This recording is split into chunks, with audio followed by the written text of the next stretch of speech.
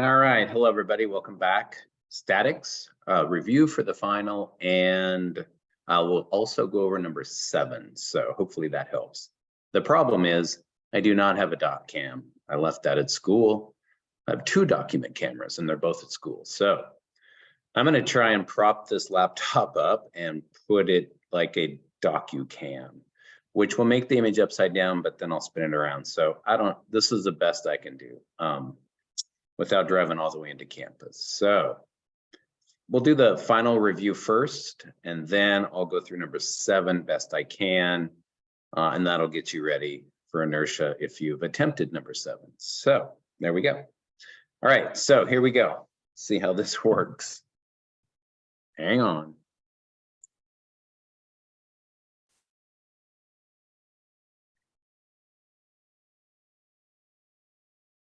So the way I would review for the final if I was you is I would go through the book.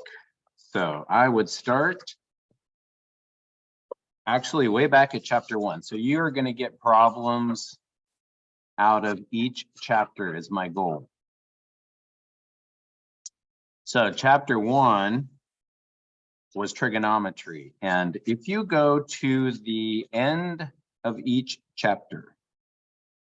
Let me see if I can see that it's here. Yep, end of each chapter, you'll see summary by section. So this is the thing to go through. I'd go through it piece by piece. If you're truly wanting to prep for this test and excel on it, that's how to do it.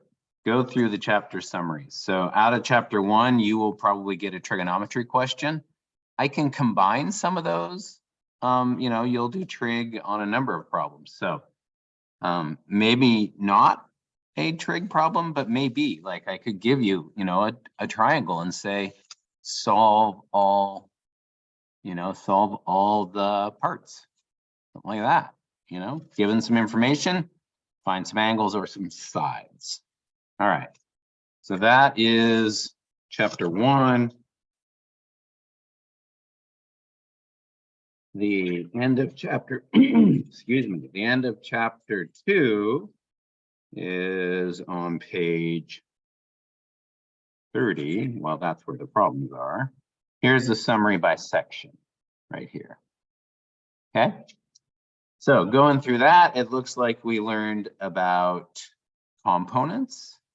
We learned how to find components, and we also learned about forces in general. So the characteristics of a force, read through it. If something isn't like crystal clear to you, then that's actually what you should study, right? And if you read through some of it and say, oh, I fully get what a force is. I know it's a vector quantity. I know it has direction, it has sense, it has point of application, and it has magnitude, right? I know all those things. So don't study that. But if you're like, whoa, what's a component of a force again? Then yeah, you should go over that because you're definitely going to have a component problem. Going over the exams would be a good idea too. All right, chapter 3. I just want to look at the front of chapter 3 because I think in the front of each chapter, it also talks about what happens in the chapter. So distributions, we did that. How do you deal with a distribution, right? The equivalent point load, finding those. And then we did resultants of concurrent, parallel, and non-concurrent. So you could get any of those, find the resultant. So try to remember what that is and get that, create a note sheet or something, get that organized in your head. Again, the summary is good, but it's a little shorter in this chapter. It's only here, because there wasn't a lot of absolute new things here, but there was this new concept of resultants and how to find them.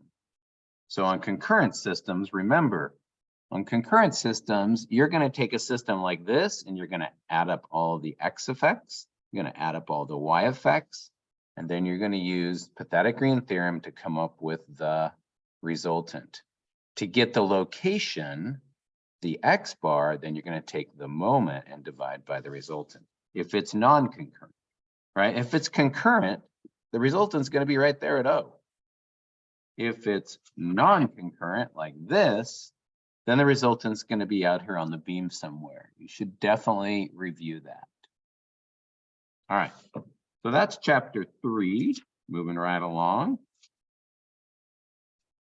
We get to chapter 4, and you'll see that chapter 4 starts us into what equilibrium is. The 3 equations of equilibrium. You could see a couple problems in this.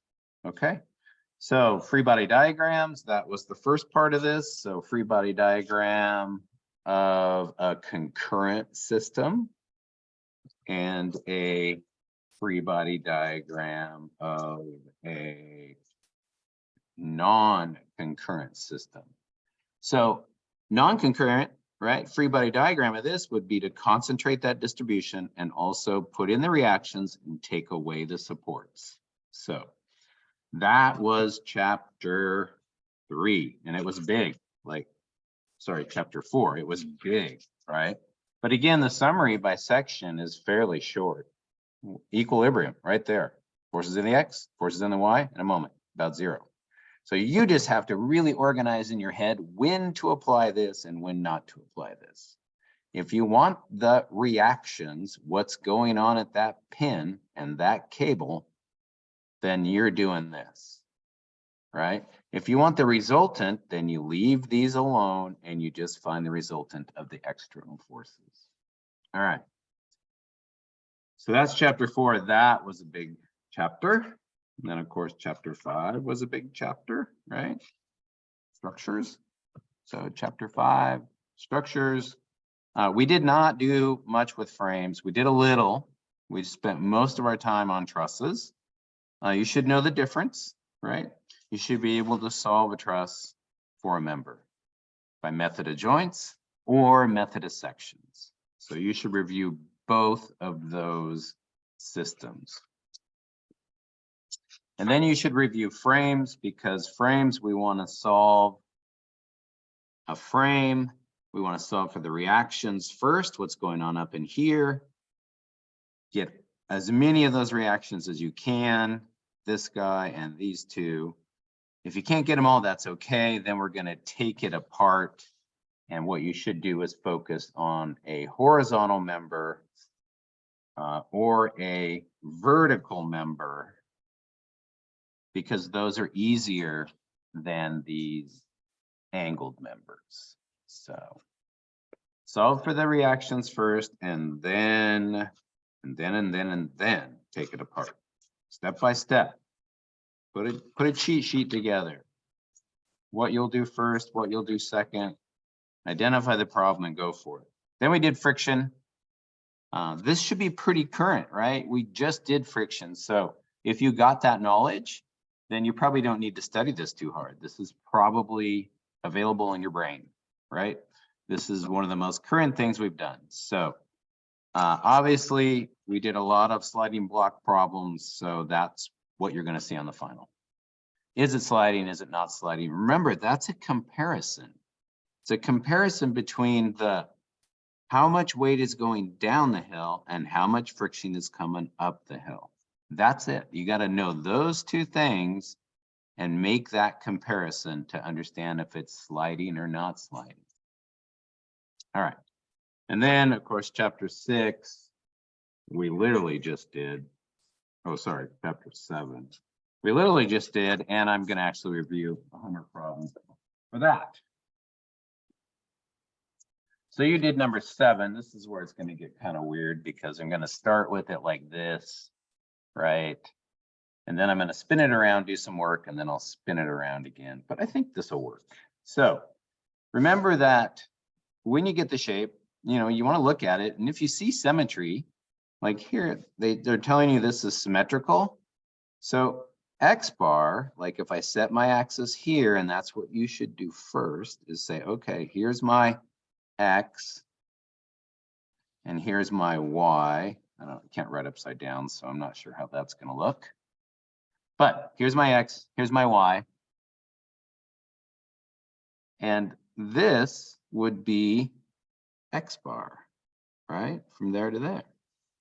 But I know where it is. It's symmetrical about this Y axis. So X bar is going to be just half of the 60 or 30.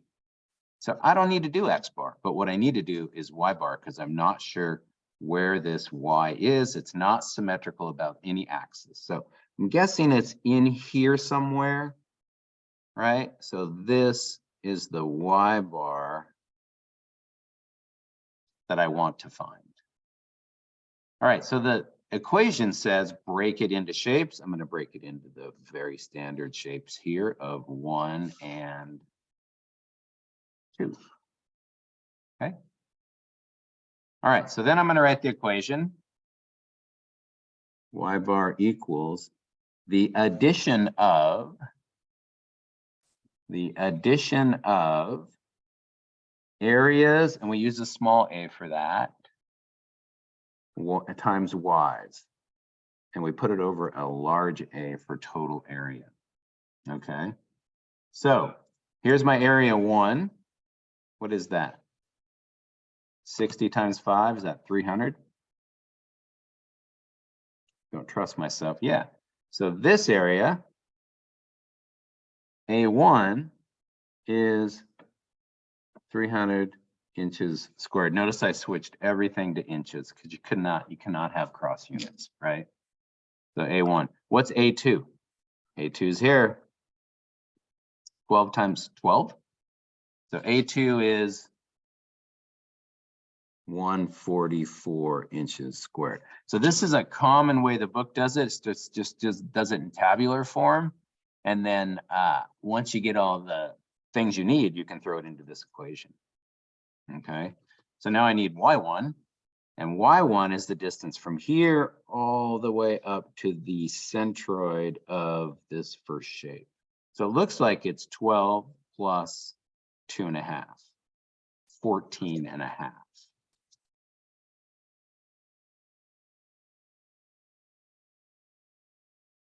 Right? 12, 2.5. Yep. And then what's the Y distance for shape 2?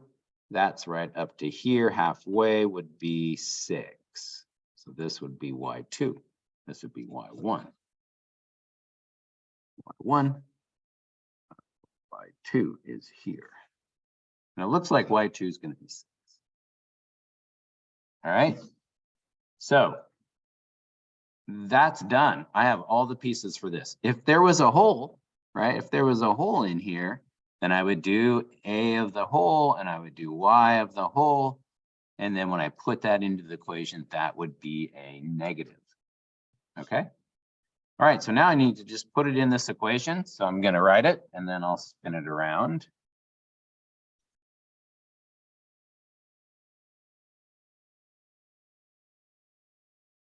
Y bar equals A1 300 inches times Y1 14.5 inches plus A2 144, right? And this is squared, sorry.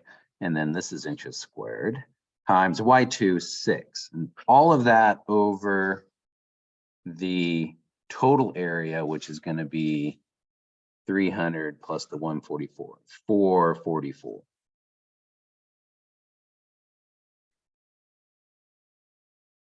So if you do a unit analysis, we have inches squared times inches. That's inches to the third. This is inches to the third, and we're dividing by inches squared, gives me inches for Y bar. So that's good. All right, I'll crunch this real quick.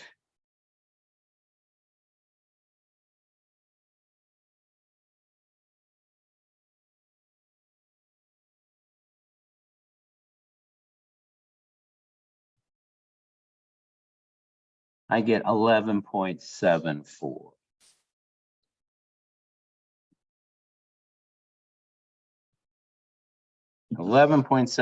See if that makes sense. Yep, way up here, close, a lot closer to this top surface than what I drew it, right? But I knew it was up here somewhere. So, and again, I don't need to do X bar because I see symmetry and I can just denote it, right? But from here, it would be 30 inches, right? Half of the 60.